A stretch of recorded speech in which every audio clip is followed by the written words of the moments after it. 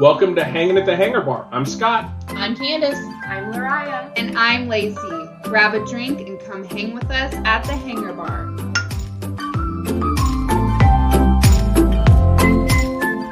Hey everyone, and welcome back to Hanging at the Hangar Bar. We are excited to be with you again, and today's episode is actually going to be a really interesting one. Not that they all aren't, but I think this one has some teeth to it. We are going to be discussing unpopular Disney opinions. And I'm kicking off this episode because I have to retract one of my previously aired opinions about the new fireworks shows, both at Magic Kingdom and Epcot. I love them. Now, we actually sat down the other night and watched them on YouTube from different sources other than the Disney Parks blog, which is where we initially watched them. And the clarity of footage made all the difference in the world to me. Plus, with Enchantment taking over Happily Ever After, I think I was just a little bit salty about that and the fact that it could have been themed to the park history and not so much just Disney music. Anyway, I love them both, so that former opinion is no longer valid. Yay! All right. Yay for growth, Candace. Yay, growth. She's growing as a human. I am. And we are again hanging out at the Minx Bourbon Bar, drinking all the drinks. Last week we were talking about the drink that we tried that was a replica of one from Disney World. We've all kind of moved past that into other things at this point. Just a little peek behind the curtains. We record a whole bunch on the same day. And so we're now, at least each of us is into our second or third drink. So our unpopular opinions could get a little heated. You just never know. And salty. And salty. And spicy. And spicy. All the things. Any other words we want to use to describe it? Saucy. Saucy. Inappropriate. No, this is still a safe for work podcast, Candace. Okay, all right. Controversial. That's better. That's Yes. a good word. Yes. Okay. Who wants to throw out the first controversial opinion about Disney World? Or about Disney as a whole, I guess. Because I have one that's more about the Disney universe. So why don't you get us started with that? Okay. Bob Chapek is no worse than Bob Iger. Whoa. Candace is giving me that look of death. Yeah, it's scary. Okay, You're defend very yourself. unpopular with me right now. I knew it would be unpopular. That's why I said it, and I believe it. But why? But why? So Iger is the one that started the cost consciousness of Disney. He is the one that said, I want to go out and grow the empire. I'm going to buy the Marvel Cinematic Universe. I'm going to buy everything from Fox except for Fox News. I'm going to go out and spend all this money, acquire all this debt, which means Disney had to start penny pinching. At the time when all that was happening, Chapek was in charge of the parks division. So all of the decisions about money being taken out of the system don't come from your VPs or your presidents of divisions. They come from the top. The CEO says we have to take cost out of the organization, so then it's up to everybody else to do it. So when Chapek was head of the parks division, that's when we started seeing all of the removal of live entertainment, and we didn't see as much in the way of development and that kind of thing. And Chapek gets a lot of blame for that because he was president of the parks division. I don't necessarily think he should take all the blame for it. Just like on the flip side of that unpopular opinion, still being an unpopular opinion, Josh D'Amaro is no better president of the parks division than Chapek was. He is doing the same things, advocating the same policies that Chapek was in the parks, so continuing the same things. And as CEO, Chapek has had to deal with COVID and all that came with the business through that. And a lot of the things that are happening that he's getting blamed for are COVID policies that needed to happen. Now, that's not me saying that Chapek is blameless in the world, because I think there's a lot of missteps that he's made and a lot of things that he's done that has put Disney in a position that they end up having to defend themselves. But I don't think he's doing any worse as a CEO than Bob Iger did. There's my defense. Tell me why I'm wrong. She's got her thinking face on, folks. No, she's just trying to decide how nice she's going to be. Okay. CEOs are big picture people. Yes, they look at the data and they say, okay, this needs to change. We don't care how you get it done. Just get it done. But why, as a president of the Parks Division, would you come up with the suggestion to get rid of live entertainment, guest experience items that distinctly make it a different experience than down the road at Universal? And yes, I said it. Why would that be the place that you go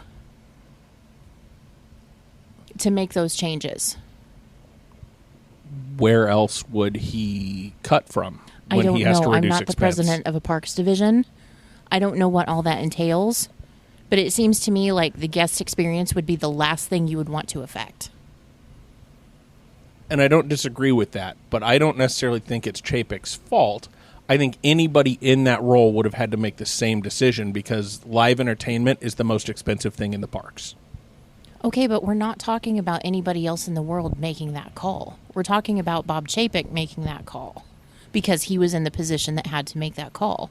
I'm not saying this as a personal vendetta against Bob Chapek as an individual. Oh, but I think you are. Okay, yeah, you are. It's okay, though.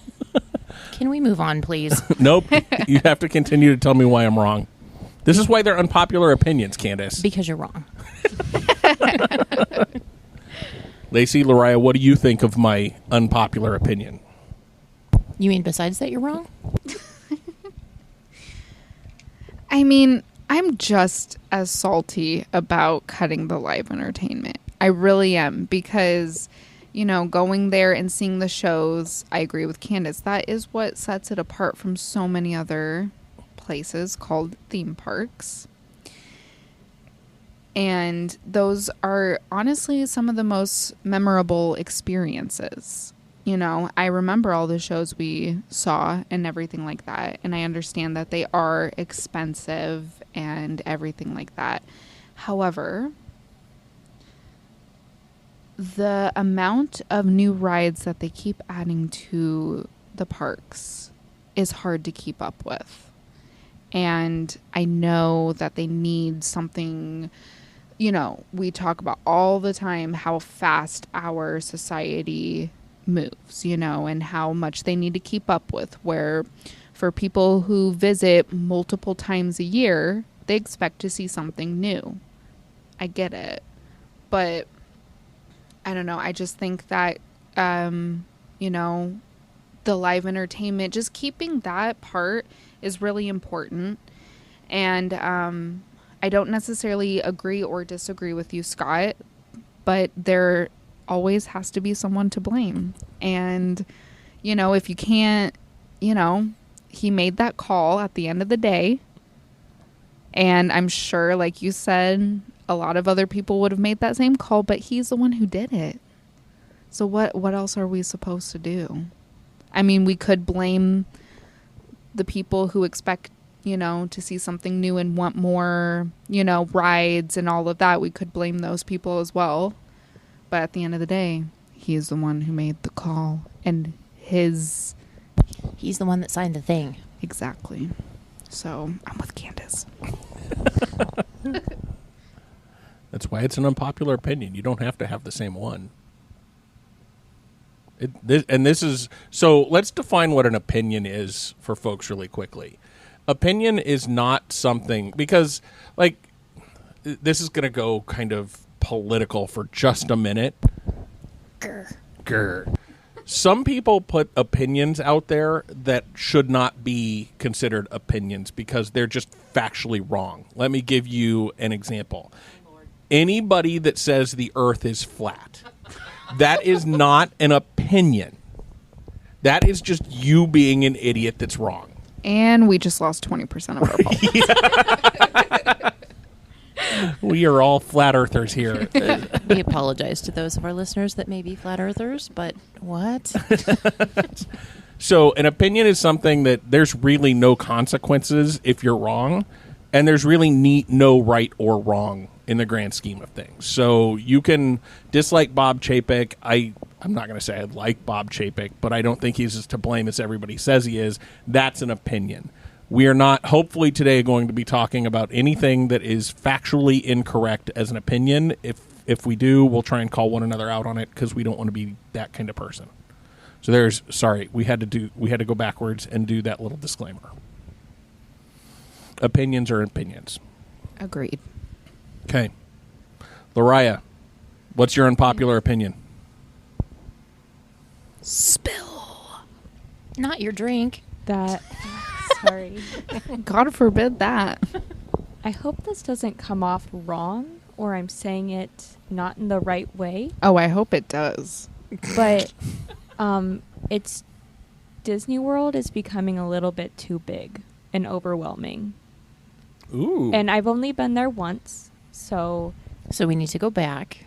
yes. But with the additions of like Galaxy's Edge and like even Toy Story Land, it kind of throws me off. Like, and that's just in Hollywood Studios, and we've had our discussions and difficulties with Hollywood Studios, as it is, but it's just like Overwhelming. Yeah, and it kind of like there's no, I don't know where I'm going, but I think you guys can kind of catch my drift a little bit. I'm not sure that that's all that unpopular, Okay. honestly, with me anyway. Right. Because if you think about everything, and I'm coming at this from a travel designer area, but if you think about all the pieces and parts that you have to think about to actually plan a good, solid Disney vacation to Disney World, that takes a lot of steps and a lot of thought and a lot of planning. And especially now with the park reservation system and, dining reservations being only open 60 days out instead of 180 days and all of that, it takes a lot. And if you don't have some help or you don't know what you're doing, it's very, very overwhelming. Plus, just as a traveler, you go there for a week and you do so much during that period of time. You need a vacation from your vacation because it's not a vacation. It's like a quest or something like that you're just exhausted from when you get home. Yeah, you have a great time. Yeah, you have lots of memories and pictures and whatever. But it's draining. Mm-hmm. So I'll tell you why I think that is a little bit of an unpopular opinion. And I think the parks being too big, too overwhelming is a little bit unpopular just because of the amount of crowds that are there. Like, a lot of the opinion you see online and on social media is they need to open another park at Florida. They need to do something to spread things out and get more people out of the 4 parks that are there so it can be a less overwhelming experience. So I think there's some idea that there has to be growth there, and that's more of the popular opinion of grow and expand to get crowd levels under control. But I think they can do that in different ways that wouldn't make Florida overwhelming. Because I agree, there are so many things. Candace and I have been, like, you're going to laugh. Candace and I have been to Disney World, 5 or 6 times? Yes. And there are things that we have never seen in 5 or 6 trips around Disney World. I was talking to somebody the other day and said, I've yet to eat from a food booth at Food and Wine, and we only go during September because we're always so stuffed we don't have time to do that. It's just the amount of things there are to do and the amount of things there are to see is just overwhelming. And growing it is not going to help that. No. Like, I get it keeps you coming back, the options you have. But I feel like if you were a true Disney fan, you would go back no matter what, even if there weren't a bunch of expansive changes and just things like that. It just gets a lot. I agree. I mean, from when we went, 2014, my first trip, and then when we went in 2019, a lot changed within just, those 5 years, And I agree. It is very, very overwhelming at first because it's just impossible to do everything in your trip. No matter if you go for a week, a weekend, it's really impossible to actually enjoy yourself. And what you said, Candace, when, you're done with your trip, you're kind of exhausted by the end of it because there's just so much running around, so much to do and everything. And I feel like no matter how that FOMO, that fear of missing out, no matter how much you want to say, oh, I don't have that, I think there is a little bit inside of us that does have that, where there's something new and everyone else is experiencing it. And no matter how much you're like, oh, I don't want to be like everyone else, there's a little piece of you that's like, I kind of want to see what that's about. Well, and can I just say that going back to Scott's point, one thing that kind of filled in the gap at some of the parks we went to was live entertainment. Mm-hmm. Instead of just going from ride to ride. But, there's always the scenery and the hidden Mickeys to look at. But the live entertainment really kind of pieced it together as a whole instead of, you just constantly waiting in a line for the next thing to do. Yep. Those live shows were people eaters. Mm-hmm. And that would help balance out some of the wait times, but no, we can't have live entertainment. Because it's expensive. Yeah. Yep. Okay, good one. I don't think this is unpopular, but the amount, and we've talked about this many times before, but the amount of time on your phone when you're in your park, whether it be mobile food ordering or the Genie Plus Lightning Lane. I don't know what's going on anymore with everything. I miss the Fast Pass. If I'm being honest, I miss just the 3 Fast Passes that you get each day.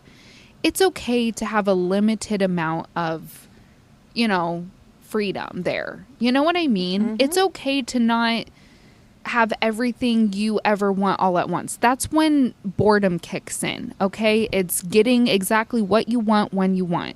That's when you start to get bored. So when you go, like when we went, and in 2014, and one of the newest rides there was Seven Dwarfs Mine Train.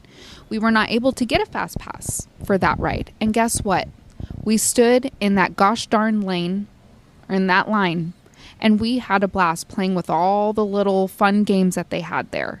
And we had to wait for that. Mm-hmm. Scott and I had to wait for a very long time for the Peter Pan ride. That's all y'all's fault. It was.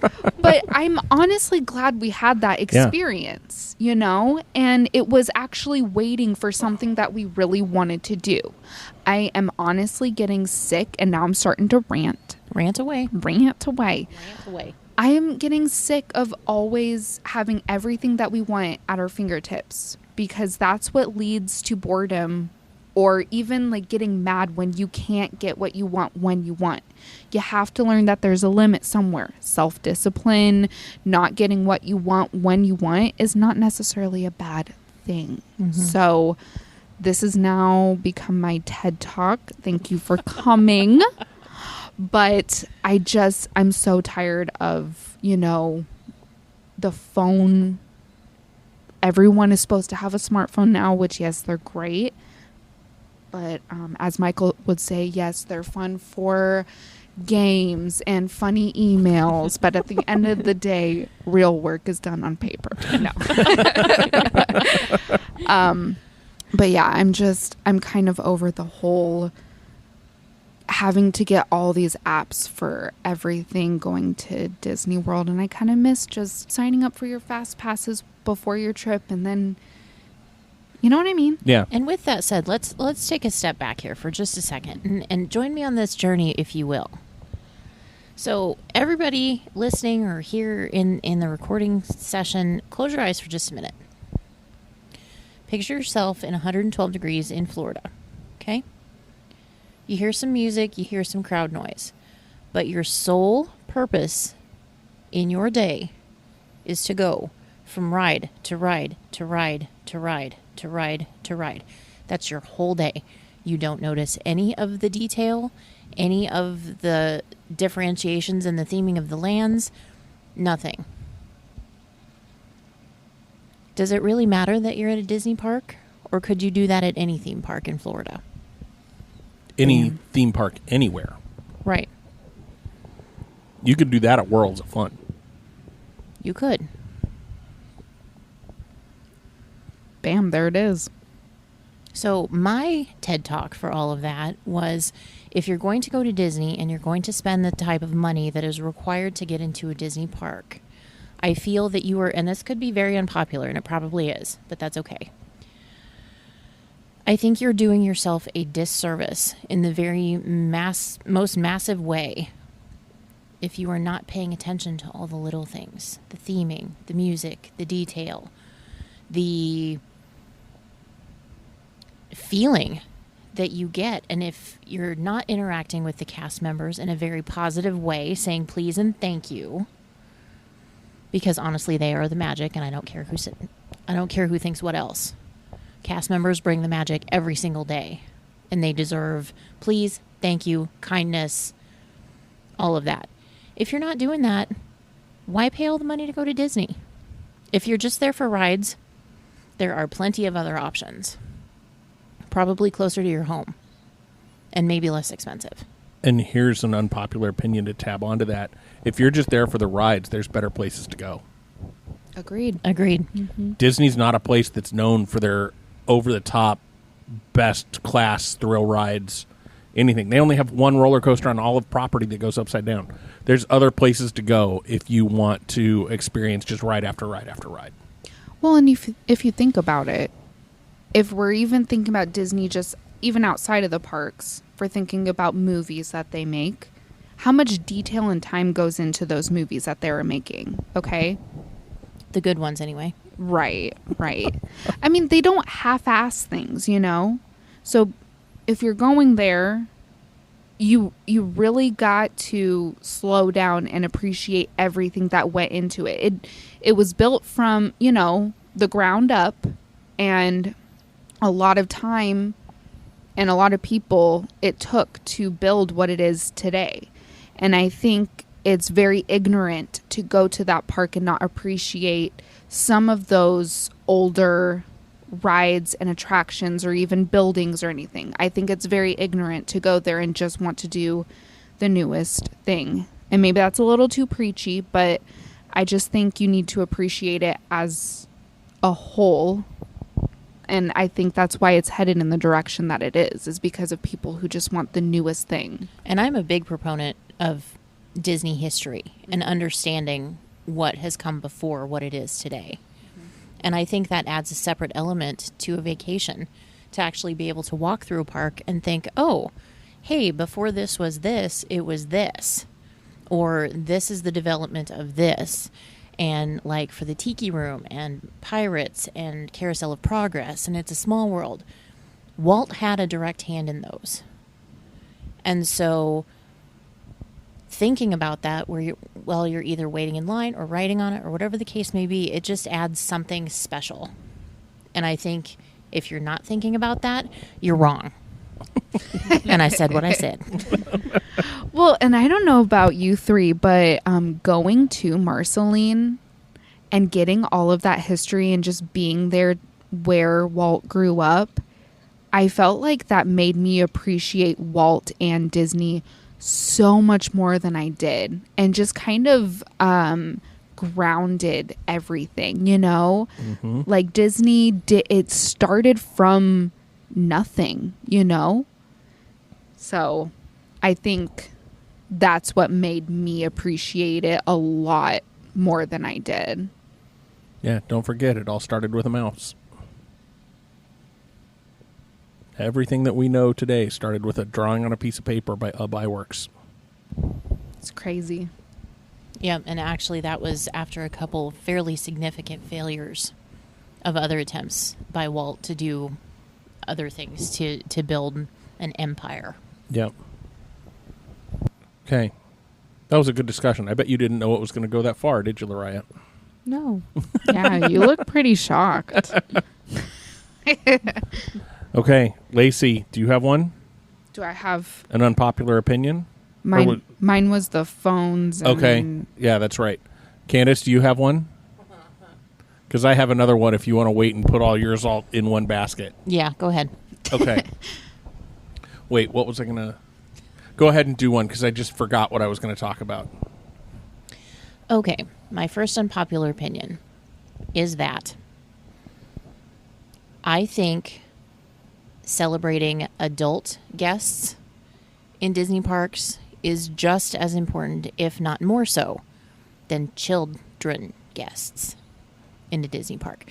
Meaning, I feel that there should be some special concessions made for adult guests, such as 18 and over after hours celebrations at the different theme parks.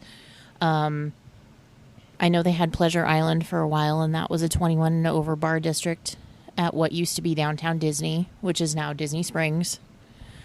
It didn't last because I don't think they had very many people, because honestly, why would you think about going to a bar and thinking about Disney all in the same sentence? I mean, it doesn't work, but it could. And I just think, like, years and years ago, there was somebody that came out and said, well, I don't think that people without kids should be allowed in a Disney park. No. I mean, Walt even said it himself. He wanted it someplace that families could enjoy together. And some families are just adults. I feel Plus, sad. we have money. Yeah. Preach. I feel sad for adults who think that they cannot, who have lost their youth completely and think that going to a place like Disney World is immature or embarrassing. I really do think that, because I feel like the four of us, we still, have a lot of youth left in us. And I think that's important. And I think that's something that Walt even preached about, where don't lose that sight of yourself. I mean, just because you're an adult doesn't mean you can't enjoy the things that you did as a child. And I think that's really, really sad too. I mean, I know there's jokes going around for Disney adults and everything like that, but it's fun. And I don't understand. I could also make fun of adults who do adult things, and think that that's really sad that you choose to do that with your time, But I think it's important to have that inner youth and enjoy the things that you did as a child. I am proud to be a Disney adult, and Yeah. I'll put it out there. Since when did we all have to like the same things? That's what drives me nuts about all of that is if we demand or want separate experiences because we don't have kids, we're looked down upon in the Disney universe, and then we're looked down upon by those outside the Disney universe because we don't like what they like. Just because I don't want my life to revolve around kids doesn't mean that I shouldn't be able to enjoy Disney the same as anybody else. It drives me nuts. I agree. Now, with that said, and with us talking about like not losing our youth, I will say that adults going into a Disney park need to remember that they are grown adults and not entitled, petulant children, and behave accordingly. Amen. Because I am getting so sick and tired of seeing articles and different things on social media about these adults that are not behaving as they should and causing scenes and being disrespectful to other guests as well as cast members. Just no. If you're going to behave like that, you don't need to go. You need to go back to your hotel room, take a nap, and get out of my sight. Agreed. Back to your shanty. Great. I mean, you can enjoy Disney as an adult and still be respectful and not be a child about it. Yes, I completely agree. There's a huge difference with going there, getting drunk and acting crazy, or, you know, acting super entitled and privileged. And then, you know, there's people who go there as an adult to enjoy the things that everyone wants to enjoy and is respectful towards everyone and the park. And yourself. I mean, there's a certain level of respect that you have to have for yourself not to get drunk and act a fool. Because they pour those drinks strong. Yes, they do. Okay, so kind of building off of that unpopular opinion, I remembered what my other one was, so it kind of builds off of that one. When did we as a society and a fan of Disney determine that all experiences at Disney have to be open to all people? So what I mean by that is I've seen a lot of talk of like the new Galactic Star Cruiser and how expensive it is. And people are like, well, Walt would be turning over in his grave because not everybody can go do that. And you talk about people talk about the price of admission to the park going up and pricing people out, and the price of park hoppers and the price of Genie Plus and all of that. When did we as a society determine that everything had to be priced to where everybody could do it? Can I just step in and give the word of the day for this episode? If you're not aware, there is a word out there called inflation. And I'm sorry if that makes you mad. But we all have to endure it. And it happens. And I'm sorry if things go up and you feel personally attacked. Agreed. I'm really sorry about that. But you whining about it is not going to change it. So if you want to save up the money and do it, do it. Yep. If you're going to complain about it, then keep it to yourself, because, well, it just drives me crazy because we're all going through inflation. We all are. And I get it. But whether you like it or not, Disney is a business and their goal is to make money. And if they can't make money, then they can't operate Disney World, Disneyland movies. And I'm out. Just kidding. Yeah, like I was saying, and sort of building on that, like people talk about the Galactic Star Cruiser like everybody has to be able to do it. No. I don't know that I want to do it, but if I did, I would be able to make the decision about whether or not I wanted to spend $6,000 on it. And if I didn't want to spend $6,000 on it, I would say, no, it's not for me. It's for somebody else. I'm not going to look down on Disney for charging $6,000. I think it's probably overpriced for the experience that you get, but if they can get that, go for it. Just means it's not for me, and I'm okay with that. Well, and nobody says that if it's something that you do want to do, that you have to be able to pack up and do it tomorrow. I mean, I know when we plan Disney trips, we like to travel in a certain way. So we save our money so we can afford to travel that certain way, and we know that that money is reserved for that experience. And we have really good experiences. Yeah. Because we do that. And it's not, okay, so we can't go every single year because we want to save up for these more elaborate deluxe experiences, if you want to call it that. Yeah. And I wouldn't change that for anything. Yeah, I see people complain because they're the 3 times a year park goers that always stayed at the Grand Floridian or the Poly or whatever. And now because of inflation and Disney raising prices and cost of food going up and all that, they can only do that trip 2 times a year instead of 3. They're pricing me out of the park. Yeah, cry. Like, whatever. I have no sympathy for you. Who I have sympathy for in those situations are the family that were already at the bottom of the affordability scale, that now instead of a once every 2-year trip, it becomes a once every 5-year trip. Or the people that it was once every 5-year trip now becomes a once in a lifetime trip. Those are the people that I kind of feel sorry for as Disney kind of tries to get crowds under control with pricing. But the people that are bitching the loudest about it are the ones that I'm just like, deal. Yep. Keep in mind, going to Disney is a privilege. It is. Absolutely it is. And if you are the type of person that can go multiple times a year and you're the ones complaining about prices going up, I just want to say shame on you, because there are some people who will not be able to experience that.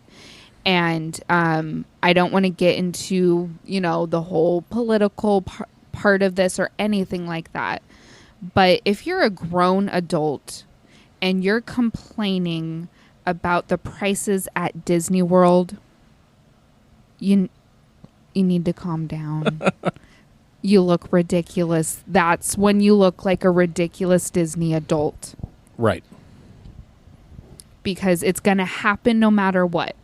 It's just going to happen because, like we said, Disney is a business and they're not here, to make sure that everyone, can, you make do with what you got. Disney cannot accommodate to every single person on this planet. Mm-hmm. You got to do what you got to do if you want to go that bad.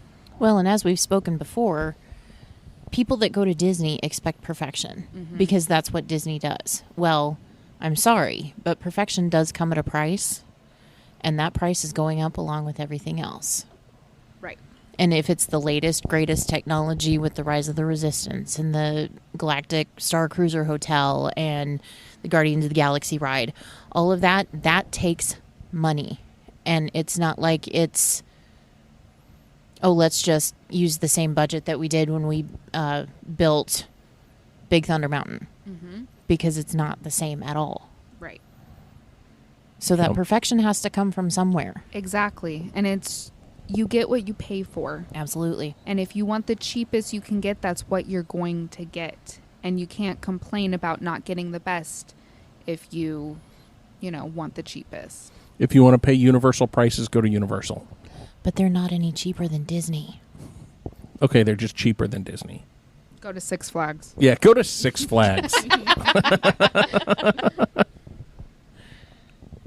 Okay, so we are coming up on time for this episode, Candace. So you pick out of your head all of your unpopular opinions. Pick your most unpopular. We'll let you end this one. Okay, I think I have it. Okay, shoot. Bang. Not every Disney movie needs a ride, hotel, or some sort of IP put somewhere in this world. Okay, so basically what I just heard you say is just because you make a movie of it doesn't mean it needs to go into the parks. Or on the ships or any place else. Yep. Trying to decide if that's an unpopular opinion or not. It may be unpopular with like Disney brass because it's easy and it's lazy. That's why I don't like it. Right. Can you expand just a little bit more? Like, are you more on you don't need to make a ride for each Disney movie that comes out? Or is it like characters? Are you kind of against that? I'm not really against the characters because I think one of the best things about the Disney parks is the ability to meet your favorite character and actually have them come to life and interact with them. Mm-hmm. I think I'm more about the ride and the hype surrounding the movies. Like, Frozen is a fine movie. I will say that. Frozen 2 is a fine movie. I don't know why it was necessary, but it is what it is.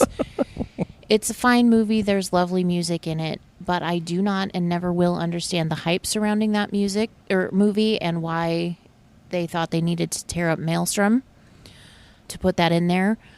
I'm not sure why there has to be a Remy's Ratatouille adventure ride. I'm not sure why the Guardians of the Galaxy deserved their own ride. In Epcot.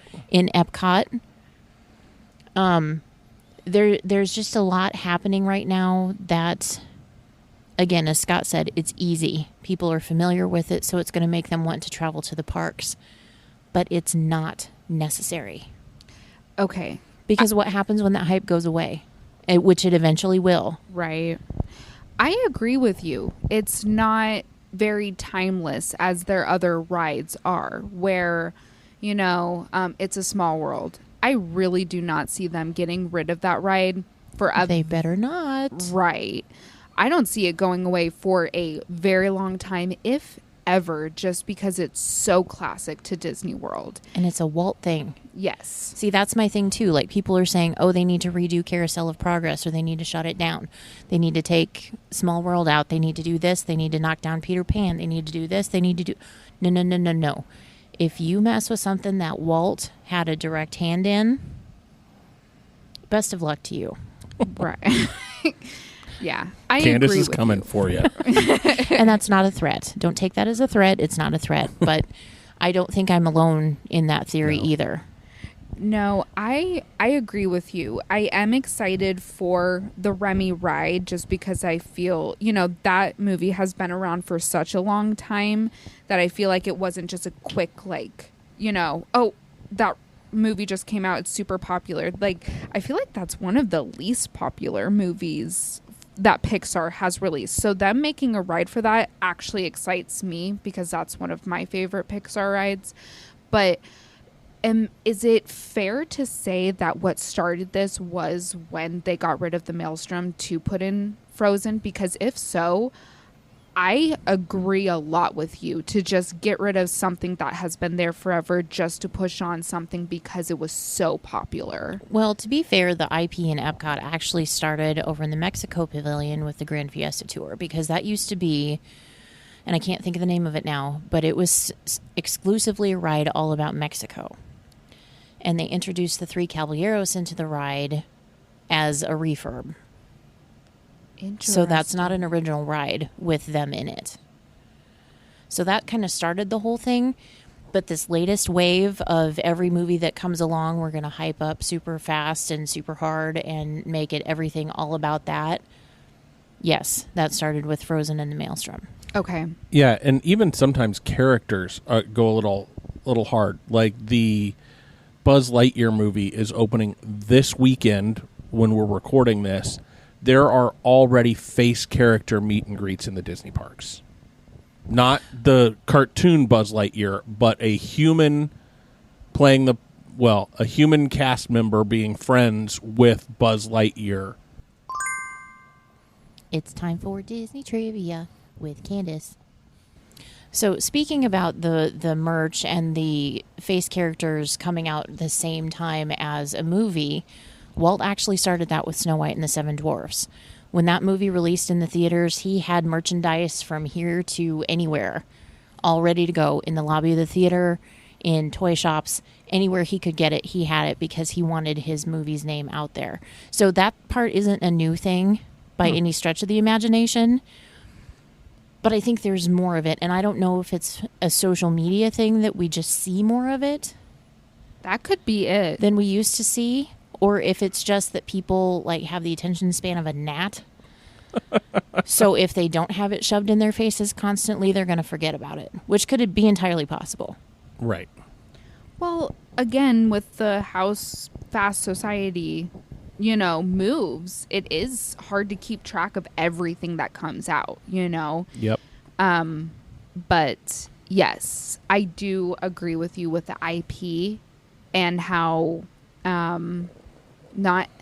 it's just, I want to know, are we ever going to see an original ride at Disney World that has nothing to do with a movie or anything like that? Are we ever going to see that in the future? Because my prediction is no. I would agree with that. We've gone past where a movie is made about a ride instead of a ride made about a movie. Mm-hmm. Like, you look at Haunted Mansion, how many different versions of movies have come out about a ride that was built in the parks? Pirates is the same. Pirates is an entire... Jungle Cruise. Yeah, Jungle Cruise. All of those movies are based on rides. And right now, all of the Imagineering talent, or all of the Disney animation talent and storytelling talent, is in the movie side and not focused on creating new stories for the parks, which I think is kind of sad. But with that and the whole social media and things needing to be shoved in people's faces, do you think those rides that would be original thoughts and original ideas would be as popular as a Guardians of the Galaxy ride that's going to make you throw up? No, I don't think they will. Sorry. That's going to make you throw up. That's one of the big knocks against the Guardians of the Galaxy ride, is it makes people motion because sick. The cars spin. Oh, no. They don't spin super fast. Well, they but they still spin, and you're in the dark, and you're trying to focus on things that is. They rotate like the Haunted Mansion dune buggies do. Are you talking about the one at Disneyland? Has the one at Disney World opened yet? Yeah, it's open. And that's the one that people are talking about. Yeah, that makes them sick. The Disneyland one, the Tower of Terror reskin, that one doesn't make people sick. It's the one at Disney World that just opened, Cosmic Rewind. But there again, let's talk about that since we're talking about it. So you have Towers of Terror on both coasts. That ride is amazing, and that was not based on any movie other than the Twilight Zone TV show from years and years and years and years ago. Mm-hmm. Why did California have to retheme it to Guardians of the Galaxy? Why? Yeah, that actually makes me upset that they did that. I may do the Going Down a Rabbit Hole with Scott episode about why they had to redo that. That'd be interesting to dig into. Dig away. Yeah, please. I would be interested because it's crazy to me that, Tower of Terror didn't they make a Disney movie from, I know it's a Twilight Zone, but I'm pretty sure there is a Disney movie called Tower of Terror that they based off of that ride, if I'm not correct. They either did or it's in production, one of the two. I can't remember. It's an old, I'll show you. It has the dude from... It's time for Disney Trivia with Lacey. So, after doing some further research, there is a Disney movie called Tower of Terror starring Steve Guttenberg. If you don't know who that is, he is from It Takes Two. Also the Police Academy movies and Casper Spirited Beginning, which I used to watch all the time as a kid. And sorry. I'm glad you said the Police Academy movies because otherwise I was going to feel old. Yeah. And then also Kirsten Dunst. And this came out in 1997. So it is kind of weird that they got rid of that ride in Disneyland for Guardians of the Galaxy. Yeah. Who knows? Okay. So that was a lot of unpopular opinions It was. that we shared. We might have a part 2. We more than likely will. I'm sure we will. Give us some time to get off of our grumpy trains, and then we'll do another one in a few weeks because we like talking about all things Disney and all things unpopular. And we're filled with opinions. Yes, we are. Yes, we are. Okay, so we're going to wrap this one up here. Thanks again for listening. If you have unpopular opinions, share them with us. Share them with us on our social medias. We'd love to have you interact with us. And remember, have a great, big, beautiful tomorrow. And we'll see you real soon.